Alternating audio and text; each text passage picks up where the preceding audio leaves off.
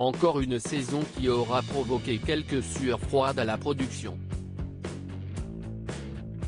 Depuis le début de la pandémie, Top Chef a connu quelques montagnes russes. La prochaine édition, qui sera à l'antenne dans quelques semaines, ne fait pas exception. Si cette 13e saison n'est pas encore diffusée, la grande finale a quant à elle déjà été tournée. CIST ce lundi 10 janvier, que les deux concurrents encore en lice se sont affrontés lors du traditionnel repas dégusté, et jugé, par des bénévoles de la Croix-Rouge. Comme les 2 années précédentes, CIST dans les luxueuses cuisines du Four Seasons Hôtel Georges V à Paris que les finalistes ont mijoté leur dernier plat, épaulés par leurs anciens camarades. Et comme les 2 années précédentes encore, la production a retenu son souffle jusqu'au bout, comme le confirme Le Parisien dans son édition du mercredi 12 janvier. En cause ? Le Covid qui aurait pu leur contraindre à reporter le tournage de cette ultime étape. D'autant plus que le doute s'est installé pour l'un des finalistes, les jours précédents, précisent nos confrères. Le pire a été évité de justesse. On a mis en boîte la demi-finale début décembre.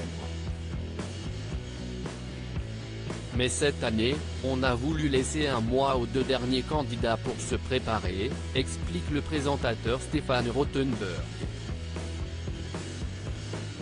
Habituellement, la finale n'était enregistrée qu'une quinzaine de jours environ avant sa diffusion afin d'éviter tout risque de fuite et de conserver le suspens auprès des principaux intéressés. Mais en 2020, la production a rencontré de nombreuses difficultés entre le confinement qui les a bloqués et le report pour cause de maladie d'un des finalistes.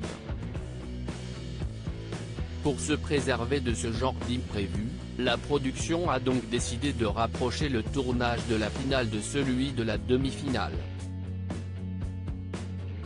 Un invité d'honneur a été contraint d'annuler sa présence néanmoins, ce mois de battement n'a pas été sans conséquences. Puisque cela a accru le risque de potentielle contamination. Ainsi, au dernier moment, l'écrivain Marc Lévy, invité comme parrain de la Croix-Rouge, a ainsi dû renoncer à juger les plats, écrivent nos confrères. Celui-ci a donc été remplacé au pied levé par la marraine de l'association, Adriana Carambeu. Autre conséquence de la crise sanitaire, il n'était que 80 convives, dont une majorité de bénévoles, au lieu des 100 habituels. Malgré les craintes, finalement tout s'est déroulé au mieux et M6 promet une finale très serrée. On en a déjà l'eau à la bouche. Loading Widget.